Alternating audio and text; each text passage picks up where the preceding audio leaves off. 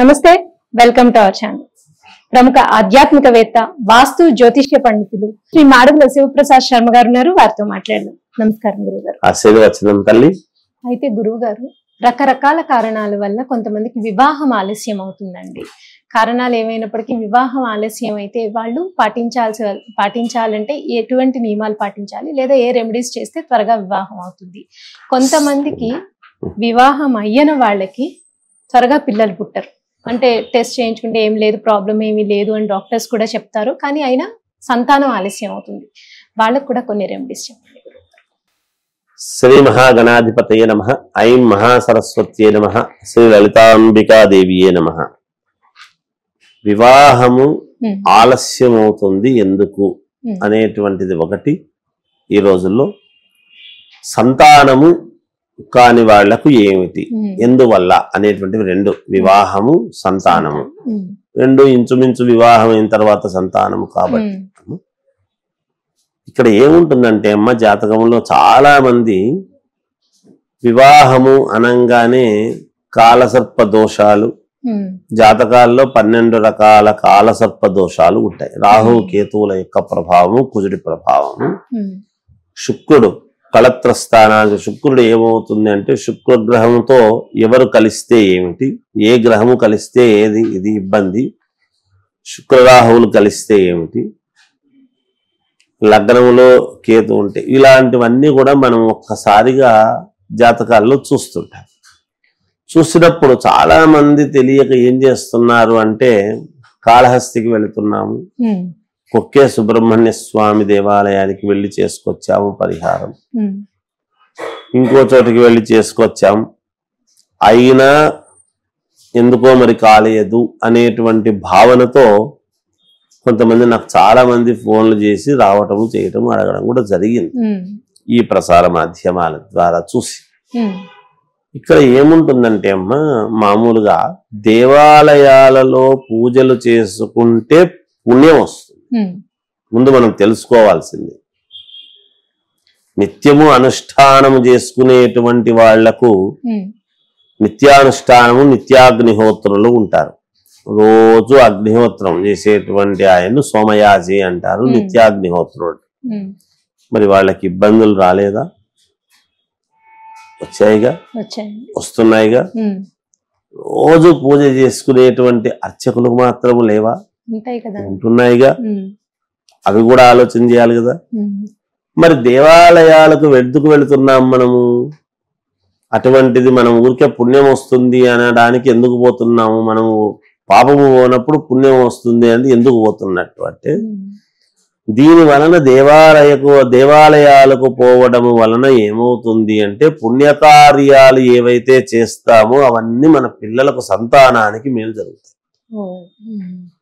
మనం చేసేటువంటి ప్రతిపద. ఈ రోజు మొక్క నాటే ప్రతివాడు వాడు తిందామని కాదు కదా, తన తర్వాత తరం వాళ్ళు. ఈ రోజు ఇల్లు కొనుక్కునేటువంటి ప్రతివాడు తాను ఉన్నంత కాలం ఉంటాడు, తన పిల్లలకు ఒక ఇల్లు ఏర్పాటు చేసిపోయినాడు అనేటువంటి భావనతో కొంటున్నారు తప్ప, ఏదో ఇంటి మీద వ్యామోహమను, ఇంకొకటను అనేటువంటి దాంతో కాదు.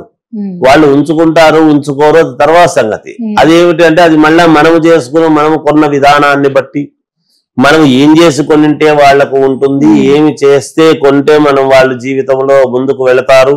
ఇవన్నీ కూడా మనకు శాస్త్రాల్లో మనకు చాలా చెప్పబడి ఉన్నాయి, మనం పాటించేటువంటి విధానాన్ని బట్టి.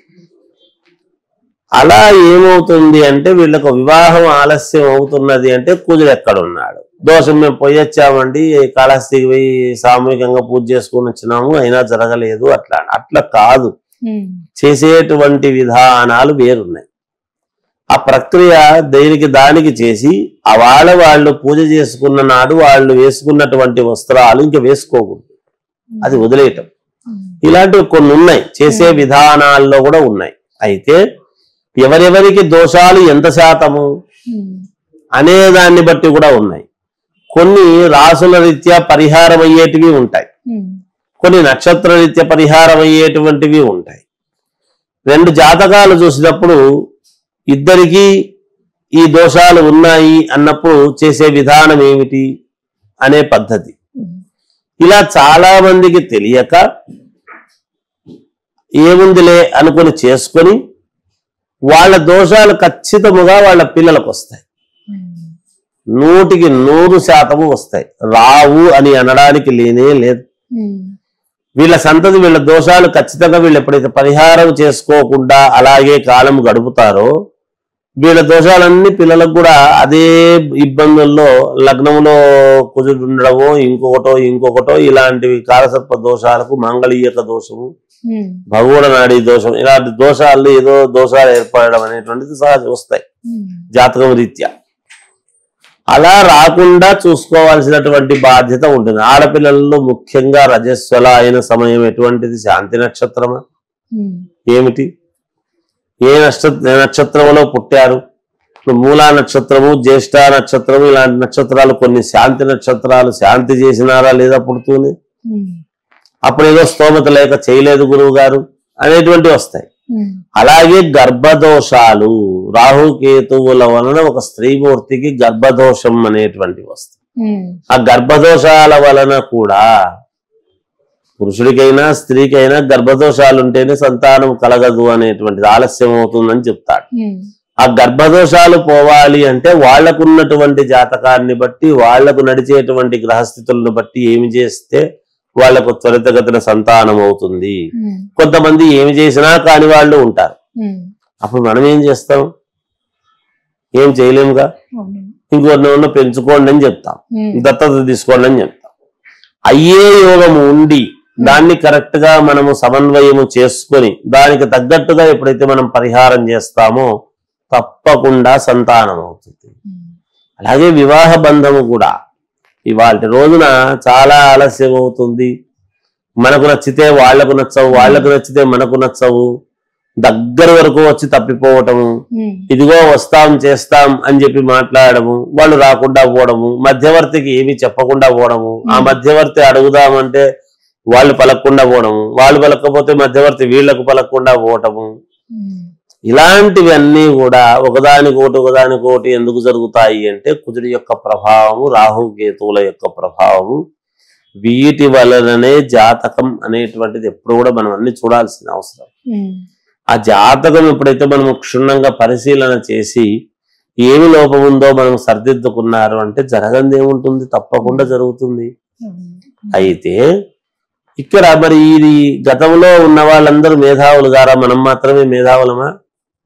ఇప్పుడు చెప్తున్న వాళ్ళం మాత్రమే నేనే మేధావిని అనుకోకూడదు కదా. మరి గతంలో అంటే వాళ్ళ దృష్టికి వెళ్ళకపోయి ఉండొచ్చు. మనం వాళ్ళందరినీ తప్పు పట్టకూడదు, పండితులందరినీ.